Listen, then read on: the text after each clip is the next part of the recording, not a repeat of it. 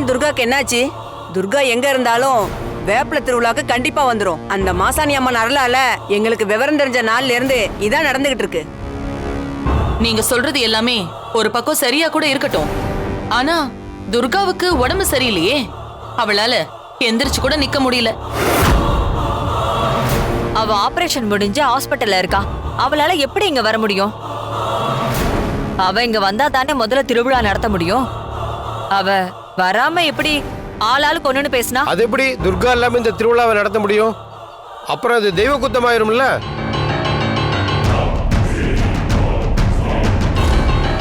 இத பாருங்கப்பா, முதல்ல ஊர்ல இருக்கிற எல்லாரும் நான் சொல்றத கொஞ்சம் காது கொடுத்து கேளுங்க. இது எட்டுப்பட்டி மக்கள் கலந்துக்கிற வேப்பில திருவிழா. துர்காவும் கௌரியும் கொஞ்ச வருஷமா தானே பூஜை ஆரம்பிச்சு பண்ணிக்கிட்டு இருக்காங்க. அப்படி பார்த்தா இந்த பூஜைக்கு பிள்ளையார் சொல்லி போட்டதே நம்ம சிவ வல்லப ஜமீனும் ரத்ன குபேர ஜமீனும் தானே. ஏயா, அவங்க தானே முத இந்த பூஜையை ஆரம்பிச்சு வச்சாங்க. அந்த வகையில பார்த்தோம்னா நம்ம ஆவுடையப்பா அந்த பரம்பரையை சேர்ந்தவர் தானே. எப்படி பார்த்தாலும் ரத்த சொந்தம் மாறாது இல்லையா? இந்த பாருங்க, நம்ம துர்காவை விட ஆவுடையப்பன் ஐயா பண்றதுதான் எனக்கு தெரிஞ்சு அது சரியா இருக்கும்.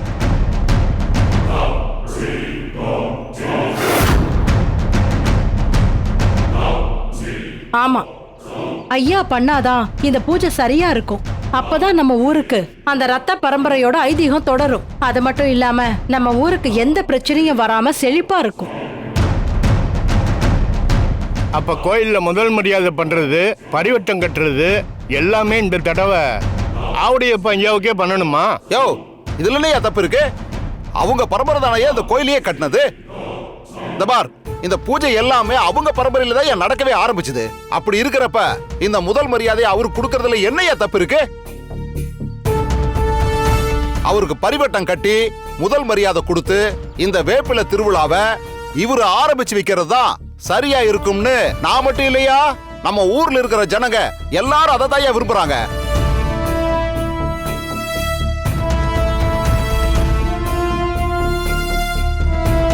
ஐயா, நீங்க எதுவுமே பேசாம இப்படி அமைதியா இருக்கீங்க. இந்த பாருங்கய்யா, நீங்க தலைமை ஏத்து இந்த வேப்பில திருவிழாவை நல்லபடியா நடத்தி கொடுப்பீங்களையா?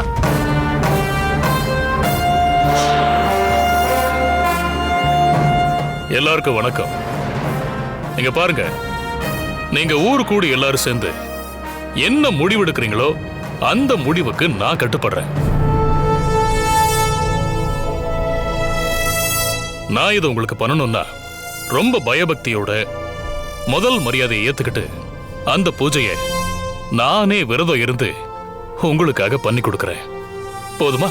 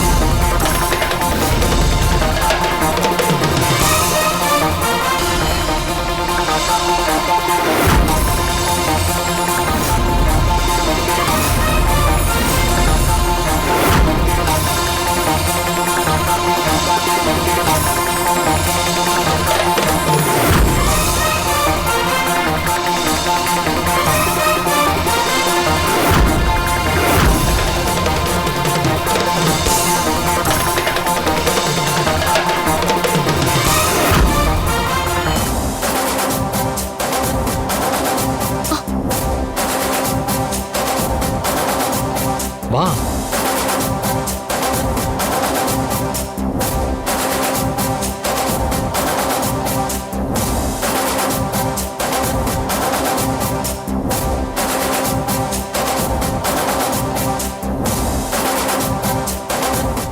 அடடே, துர்கா பத்தி பேசும்போது துர்கா, அசோக் தம்பி, கௌரி பாப்பா எல்லாருமே வந்துட்டாங்களே.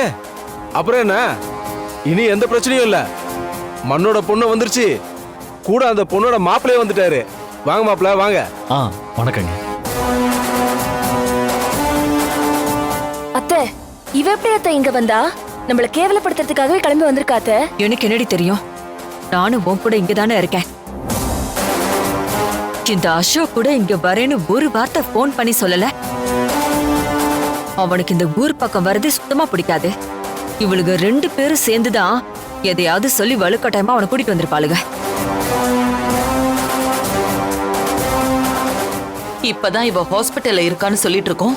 இப்படி நம்ம கிட்ட சொல்லாம கொள்ளாம வந்து நின்னா ஊர்ல இருக்கிறவங்க எல்லாரும் நாம பொய் சொல்றோன்னு நம்மள கேவலமா நினைக்க மாட்டாங்க. பெரியவருக்கு பரிவட்டம் கட்டணும்னு பேசிட்டு இருக்கோம். கரெக்டா அந்த நேரத்துல எல்லாத்தையும் கெடுக்கிற மாதிரி வந்து நிக்கிறாளுங்க பாரு. இவளுங்களை பார்த்தாலே எனக்கு அடி வயிறெல்லாம் பத்திக்கிட்டு எரியுது. என்னம்மா துர்கா, என்னாச்சு உனக்கு? ஏதோ அடிபட்டு ஆபரேஷன் பண்ணதால நீ இங்க வரமாட்ட, வேப்பல திருவிழால கலந்துக்க மாட்டேன்னு சொன்னாங்க. உன் வீட்டுல இருக்கிறவங்க எங்க கிட்ட இப்பதான் சொல்லிக்கிட்டு இருந்தாங்க.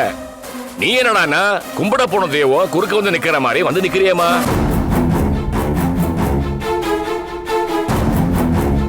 இல்லைங்கய்யா, நான் ஊருக்கு வந்தே ஆகணும்னு சொல்லி நான் ஆஸ்பத்திரியில இருந்து கிளம்பி நேரா இங்க வந்துட்டேன். அசோக், இங்க ஊருக்கு கிளம்பி வரேங்கிறத ஒரு போன் பண்ணி சொல்ல மாட்டீங்களா? இப்படியா சொல்லாம கொள்ளாம வருவீங்க? அம்மா, அத்தை கிட்ட சொல்லணும்னு துர்கா சொல்லிட்டே இருந்தா, இல்ல அங்கதானே போறோம்னு அப்படியே கிளம்பி வந்துட்டோம் நாங்க. ஓ, அத்தை, அவ எவ்வளவு தப்பு பண்ணாலும் நம்மள எவ்வளவு கேவலப்படுத்தினாலும் அவளை தாங்கறதுலே இந்த அசோக் குறியா இருக்கான் அத்தை. ஆமாண்டி. கௌரிமா, நாங்க எல்லாரும் சேர்ந்து ஒரு முடிவு எடுத்திருக்கோமா. இந்த தடவை கோயில் பூஜைய யாரு பண்றதுன்னு இப்பதாம்மா பேச்சுவார்த்தை நடத்திட்டு இருந்தோம். நல்ல வேலையா அந்த நேரம் பார்த்து நீங்களே வந்துட்டீங்க. பேச்சுவார்த்தையா? எதுக்கு பேச்சுவார்த்தை? அதான் வருஷம் விரதம் இருந்து எல்லா பரிகார பூஜையும் முடிச்சதுக்கு அப்புறம் ஒவ்வொரு முறையும் வேப்பல திருவிழாவை நடத்துறது துர்கா தானே. அப்புறம் எதுக்கு இந்த பேச்சுவார்த்தை எல்லாம்? இத பாரு கௌரி பாப்பா, இதுக்கு முன்னால நீங்க பூஜையெல்லாம் பண்ணீங்க. ஆனா ஆரம்பத்துல இருந்து பாரம்பரியத்தை கொண்டு வந்தவங்க இருக்காங்கல்ல, அவங்களுக்குன்னு ஒரு மரியாதை இருக்குல்ல. அத பண்ணது சிவ வல்லப ஜமீன் பரம்பரை தானே. அந்த பரம்பரையில வந்த ஆவுடைய பணையா இருக்கும் போது அவர் பண்றதா நம்ம முறை. ஜமீன் குடும்பம் தாமா பல வருஷத்துக்கு முன்னாடி இருந்து பூஜையெல்லாம் பண்ணிக்கிட்டு இருந்தாங்க. அதனால இனிமே அவங்களே பண்ணட்டுமா. அவங்க பண்றதாமா ஐதீகம். என்னதான் ஐதீகமா இருந்தாலும் பல வருஷமா ஜமீன் குடும்பம் இங்க இல்லையே. அப்படி பார்த்தா பல வருஷத்துக்கு முன்னாடி இந்த வேப்பில திருவிழாவை நடத்தின எல்லா ஜமீனும் இந்த ஊர்ல தானே இருந்தாங்க. அப்போ அந்த ஐதீகத்தையும் நீங்க கடைபிடிச்சிருக்கணும்ல.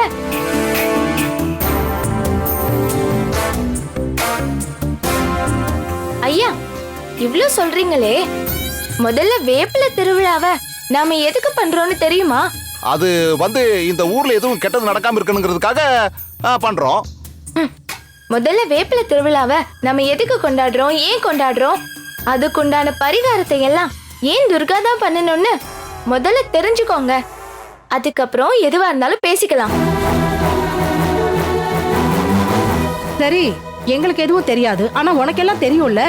அப்புறம் எதுக்கு இப்ப இங்க வந்து வீண் பிரச்சனை பண்ணிட்டு இருக்க? ஏதோ ஊர்ல இருக்கிறவங்க எல்லாரும் பெருந்தன்மையா சொன்னதுனாலதான் இந்த வேப்பில திருவிழாவை நீயும் துர்காவும் பண்ணிட்டு இருக்கீங்க. இந்த வேப்பில திருவிழா எதுக்கு வந்துச்சுன்னு தெரியாம, இந்த பரிகார பூஜையை ஏன் பண்றோம்னு தெரியாம உன்னோட இஷ்டத்துக்கு வாய்க்கு வந்தபடி இங்கெல்லாம் வந்து பேசிட்டு இருக்காத. இங்க பாருங்கம்மா, வயசுல சின்னவளா இருந்தாலும் அந்த அம்மனோட அருளால எல்லாமே தெரிஞ்சதுனாலதான் இந்த வேப்பில திருவிழாவை துர்கா தான் பண்ணணும்னு சொல்றேன்.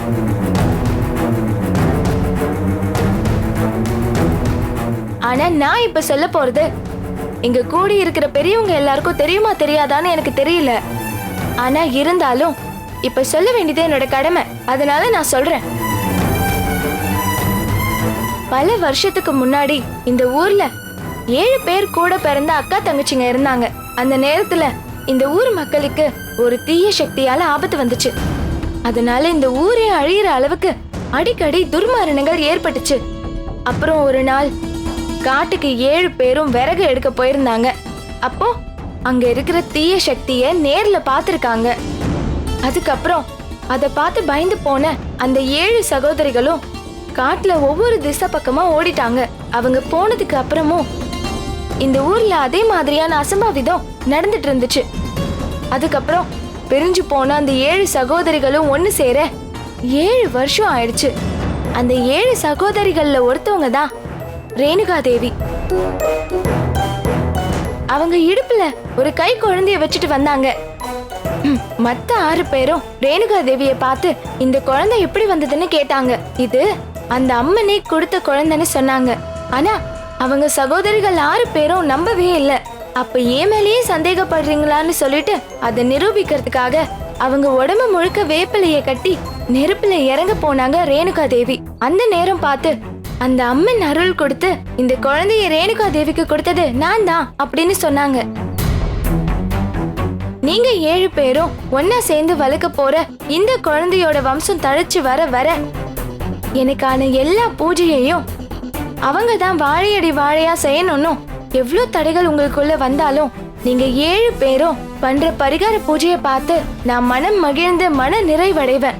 நீங்க பயந்து ஓடுன 7 திசைகள்ல இருக்கக்கூடிய ஊர்லயே 7 தெய்வங்களாக குடிக்கொண்டு அந்த ஊர் மக்களோட எல்லா துயரங்களையும் போக்குவீங்கன்னு அருள் கொடுத்தாங்க.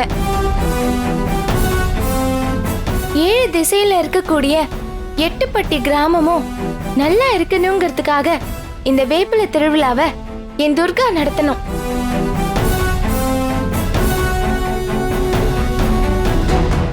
ஏன்னா அந்த அம்மன் சொன்ன வம்சாவளியில பல தலைமுறைக்கு அப்புறமா வந்தவதான் என் துர்கா.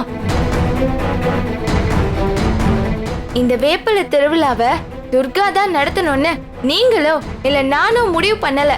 அது அந்த ஆத்தா அம்மன் முடிவு பண்ணது. என் துர்கா உயிரோட இருக்கிற வரைக்கும் இந்த வேப்பிலை திருவிழாவை அவ தான் நடத்தணும். அவளுக்கு அப்புறமா அவ வயித்துல பிறக்கிற குழந்தை நடத்தணும். அப்பதான் இந்த ஊரும் ஊர்ல இருக்கிற மக்களும் நல்லா இருப்பாங்க. உங்க எல்லாரோட சந்தேகத்தையும் தீர்த்து வைக்கிறதுக்காக இந்த ஊர்ல இருக்கிற எல்லா பெரியவங்களும் ஒண்ணு கூடி மாசாணி அம்மன் கோயில்ல பூ போட்டு பாத்தீங்களே, அதுலயும் துர்காதான் இது பண்ணணும்னு அந்த அம்மனே முடிவு பண்ணிட்டா. அதனால வேப்பிலை திருவிழாவோட வழக்கத்தை இங்க இருக்கிற யாரும் மாத்தவே கூடாது. சரி கௌரி பாப்பா, நீ சொல்ற மாதிரியே இருக்கட்டும். இப்ப துர்கா யாரு? ஆவுடைய பனையாவோட மருமக தானே. அப்போ ஆவுடைய பனையா குடும்பத்துல தானே துர்காவும் இருக்கா. இதுல மருமக பண்ண என்ன இல்ல மாமனார் பண்ண என்ன? அதனால ஆவுடைய பனையாவே பண்ணட்டும் கௌரி. அதேதான் நானும் சொல்றேன். மாமனார் பண்ணா என்ன மருமக பண்ணா என்ன? அதனால துர்காவை பண்ணிட்டு போட்டோம்.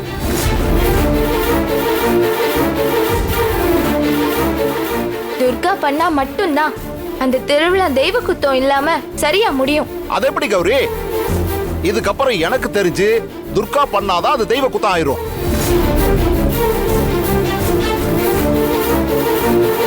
ஏன் அப்படி சொல்றேன்னா, தப்பு பண்ணி ஜெயிலுக்கு போனவங்க எல்லாம் இந்த பூஜையை பண்ணா இந்த திருவிழாவோட புனிதமே கெட்டு போயிருமா?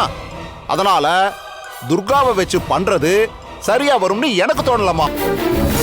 வார்த்தையை அளந்து பேசுங்க தர்மகர்த்தா.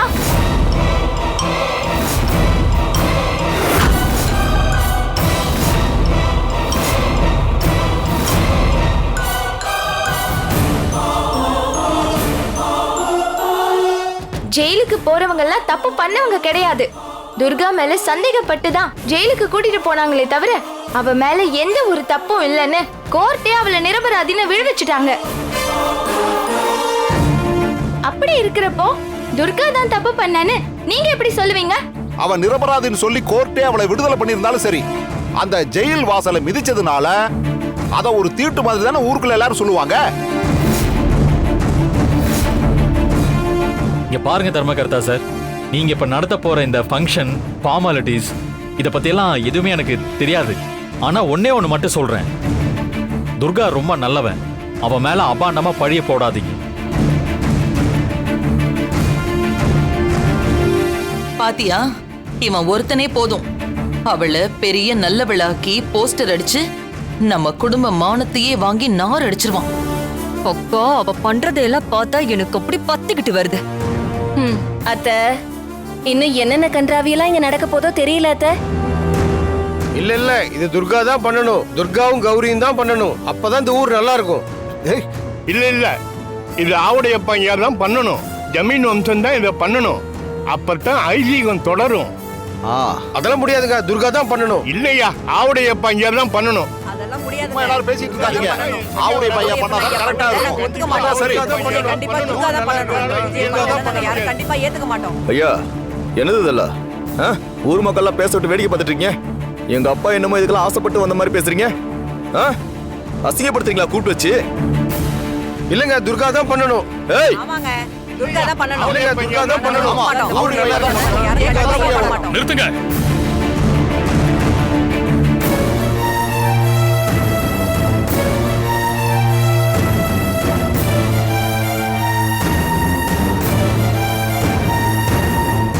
இங்க பாருங்க தர்மகர்த்தா, இந்த பூஜையை நான் பண்ணா என்ன, என் மருமக பண்ணா என்ன, துர்காவே இதை பண்ணிட்டு போட்டோம். ஆனா நான் என்ன சொல்ல வரேனா,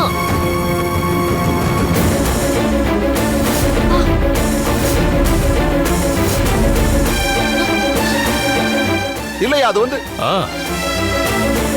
முதல்ல திருவிழா நல்லபடியா நடக்கட்டும்.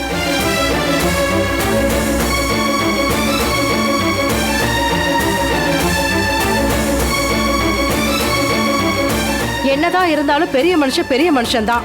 அந்த பெருந்தன்மை யாருக்கு வரும்? இந்த துர்காக்கும் கௌரிக்கும் ரொம்ப தலகணம் அதிகமாயிடுச்சு.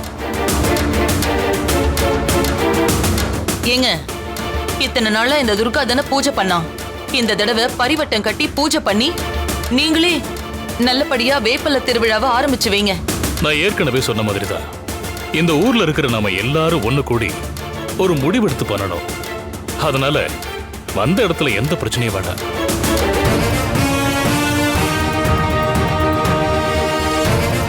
முதல் மரியாதைய துர்காவுக்கு கொடுக்கணும்னு சொல்றீங்களே, இந்த ஊர்ல இருக்கிற எல்லாரையும் பார்த்து நான் தெரியாம தான் கேக்குறேன். சாமி பொண்ணுன்னு ஊரை ஏமாத்திட்டு ஜெயிலுக்கு போய் அசிங்கப்பட்டு வந்தவளுக்கு நீங்க முதல் மரியாதை கொடுப்பீங்க. ஆனா இந்த ஊருக்காக கோவில் கட்டி இந்த பூஜை திருவிழா எல்லாத்தையும் ஆரம்பிச்சு வச்ச இந்த ஜமீன் வாரிசுக்கு பரிவட்டம் கட்டி முதல் மரியாதை கொடுக்க மாட்டீங்கல்ல?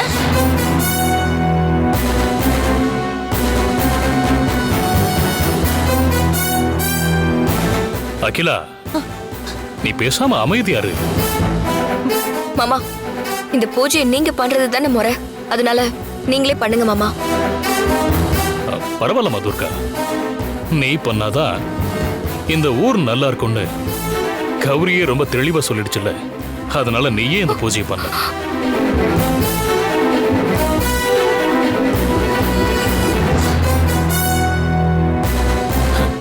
ஏண்டி துர்கா, முதல் மரியாதையை நீ எனக்கு பிச்சை போடுறியாடி? அப்ப நான் போயிட்டு வரேங்க. வரேன் தர்மகர்த்தா, வரேன் வரேன். ஐயா ஐயா,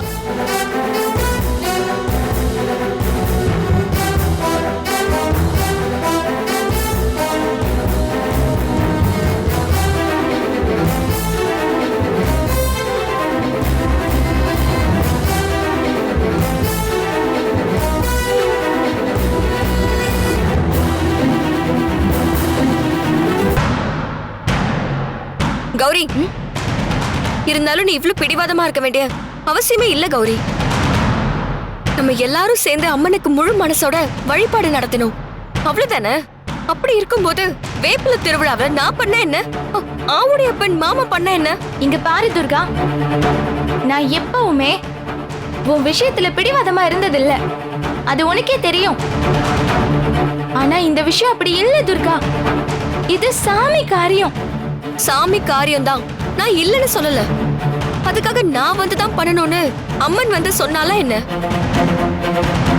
அது மட்டும் இல்லாம குடும்பத்துல மூத்தவங்க தான் இந்த வேப்பில திருவிழாவை நடத்த போறாங்க. அதுவும் என் குடும்பத்துல இருக்கிற ஒருத்தர் தானே செய்ய போறாரு. இதுல என்ன தப்பு இருக்கு? உன் குடும்பத்துல இருக்கிற ஆள் செய்யலாம் தான் துர்கா, அதுல ஒரு தப்பும் இல்ல. ஆனா நீ கேக்குற கேள்வியும் நியாயம்தான். எல்லாத்துக்கும் ஒரு கணக்கு இருக்கு துர்கா. என்ன கணக்கு? சாமி கணக்கு. அம்மன் கிட்ட எந்த கணக்கும் மிச்சம் வைக்க கூடாது. மனுஷங்க போடுற கணக்க திருத்தி எழுதிடலாம், ஆனா சாமி போடுற கணக்க திருத்தி எழுத முடியாது. வேப்பில திருவிழாவை நீ தான் நடத்தணுங்கிறது அந்த அம்மனோட கணக்கு. நீ சொல்ற எதுவுமே எனக்கு புரியல கௌரி. சரி, அப்படின்னா நான் உனக்கு புரியுற மாதிரியே சொல்றேன்.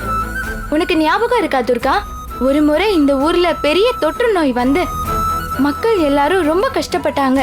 இன்னும் சொல்ல போனா பல பேர் அந்த நோயினால இறந்து போனாங்க. அதுக்கு கடைசி வர மருந்தும் கிடைக்கல. அப்படி ஊர் மக்கள் எல்லாரும் கஷ்டப்படுற நேரத்துல அந்த மாசாணி அம்மனே தஞ்சோன்னு எல்லாரும் போய் நின்னாங்க. அப்ப நான் அம்மன் கிட்ட மனமுருகி வேண்டிக்கிட்டது, இந்த ஊர் மக்கள் எல்லாரையும் காவு வாங்குற இந்த தொற்று நோய அடியோடு விரட்டிடு. அதுக்கு பரிகாரமா நான் வருஷம் என்னோட துர்கா மூலமா உனக்கு நெய்வலுக்கு ஏத்தி கலசம் வச்சு எந்த குறையும் இல்லாம பூஜையை செஞ்சு வேப்பில திருவிழா நடத்தி தரேன்னு அந்த மாசாணி அம்மனுக்கு நான் சத்தியம் பண்ணி கொடுத்துட்டேன்.